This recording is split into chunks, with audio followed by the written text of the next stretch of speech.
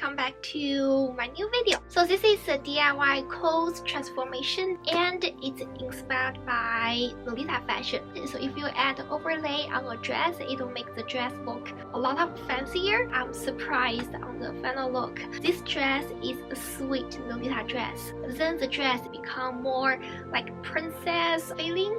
Okay, let's start this video. After I made the overlay, this dress look a lot of prettier than before, and also it made the dress look a bit longer.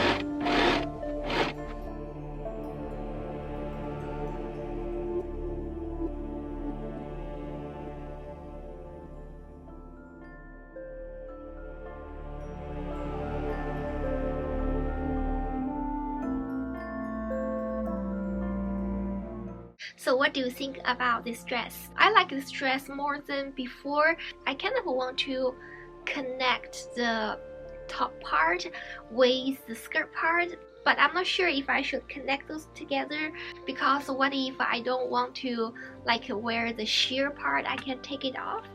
But I really like the sleeve. The color really matches. I really like it. So after I added the overlay, it just makes the dress prettier than before.